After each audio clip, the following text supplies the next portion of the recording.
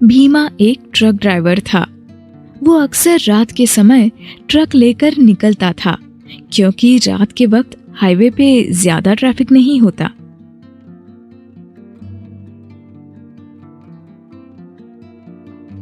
कहानी का नाम चुड़ैल और ट्रक ड्राइवर।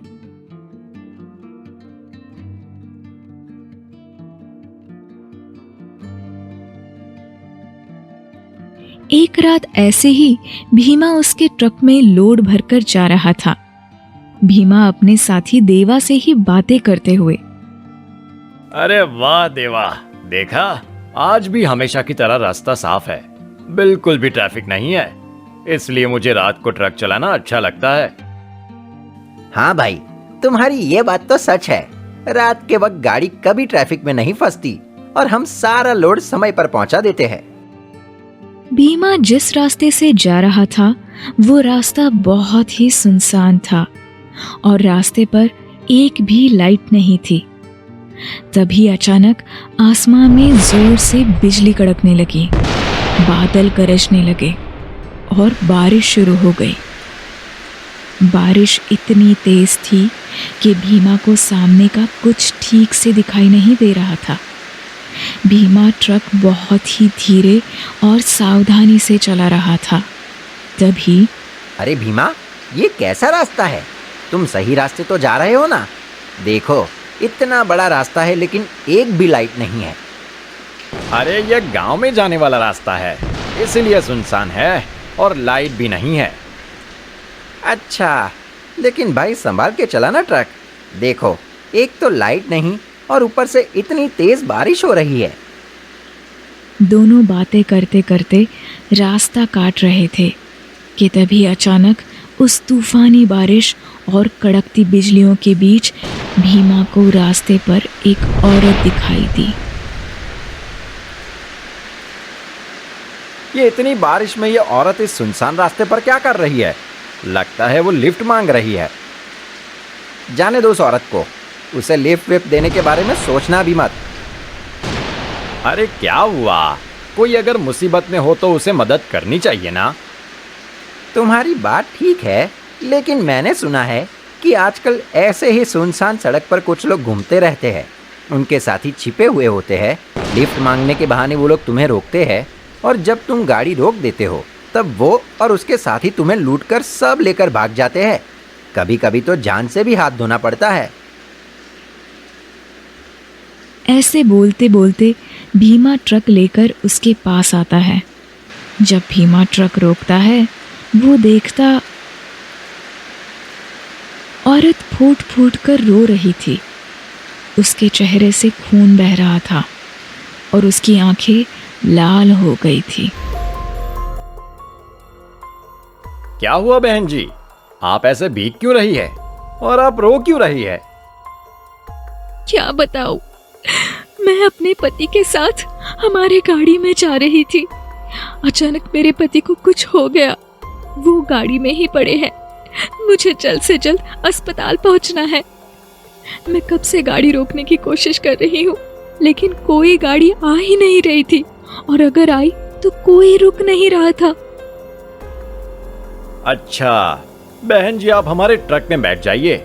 यहाँ सरकारी अस्पताल है, वहाँ आपको मदद मिल जाएगी। आपका बहुत बहुत धन्यवाद। अरे भीमा, ये क्या कर रहे हो? क्यों किसी अनजान औरत को लिफ्ट दे रहे हो? वो औरत तो देखो, उसकी आंखें कितनी लाल है और उसके चेहरे से कितना खून बह रहा है।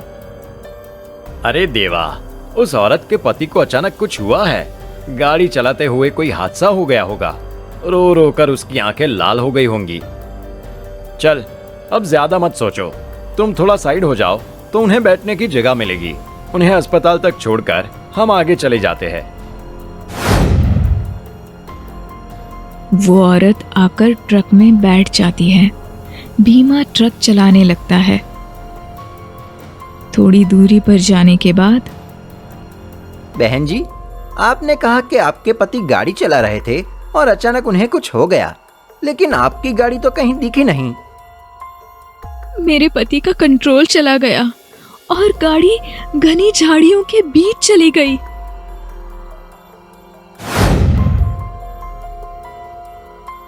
कुछ दूर जाने के बाद ट्रक बंद पड़ गया। भीमा और देवा नीचे उतरकर देखने लगे हैं कि क्या हुआ है।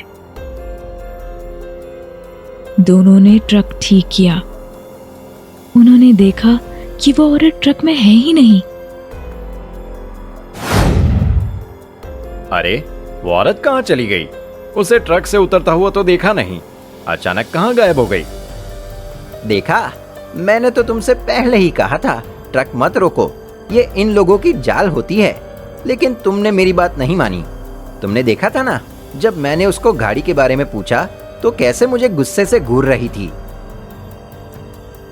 मतलब? मुझे तो ऐसे लगता है कि वो इंसान थी ही नहीं। तुम कहना क्या चाहते हो कि वो चुड़ैल थी? दोनों ऐसे बोल रहे थे कि अचानक भीमा ने ट्रक के आईने में देखा।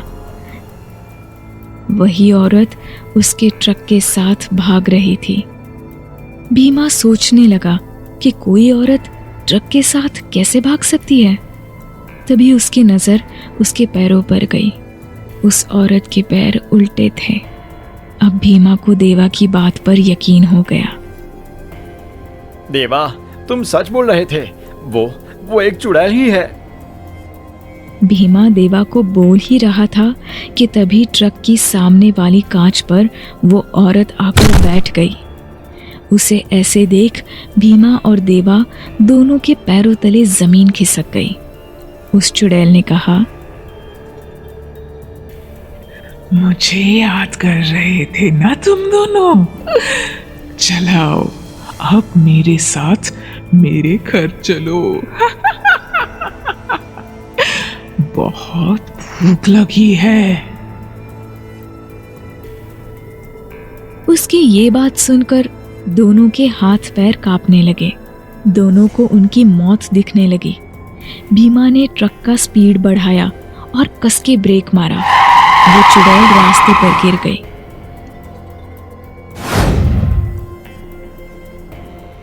फिर भीमा तेजी से ट्रक चलाने लगा। वो चुड़ैल अभी भी उनके ट्रक के साथ भाग रही थी। दोनों को समझ नहीं आ रहा था कि उस चुड़ैल को कैसे भगाए। अचानक भीमा ने ट्रक को रोक दिया। उसने देवा से कहा कि ट्रक से उतरकर तेजी से उसके पीछे भागे।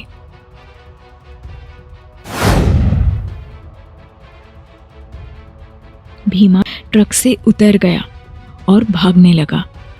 देवा भी उसके पीछे भागने लगा। भीमा भागते भागते एक घर के अंदर चला गया। देवा भी उसके पीछे गया। उन्होंने देखा कि चुड़ैल उनके पीछे भागकर आ रही है। उन्हें वहां रुका हुआ देख चुड़ैल ने वहां जाने के लिए जैसे ही पहली सीढ़ी पर पैर रखा, उसके पैर जलने लगे। चुड़ैल समझ गई कि वो वहां नहीं जा सकती। जहां भीमा और देवा रुके हुए थे वो घर जैसे दिखने वाला एक मंदिर था, इसलिए चुड़ैल वहां नहीं जा पाई। आज इस मंदिर की वजह से बच गए, लेकिन कब तक बचोगे? कभी ना कभी तो मेरा शिकार बनोगे तुम दोनों।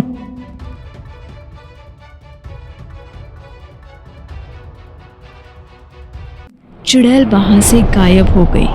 चुड़ैल की ये बात सुनकर दोनों भी रात भर वहीं रुक गए।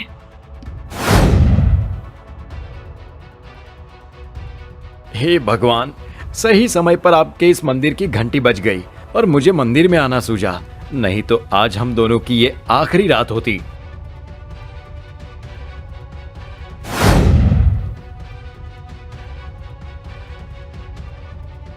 सुबह दोनों ट्रक लेकर उनकी मंजिल की तरफ निकल गए। इस भयानक हादसे के बाद भीमा ने कभी भी रात में ट्रक नहीं चलाया।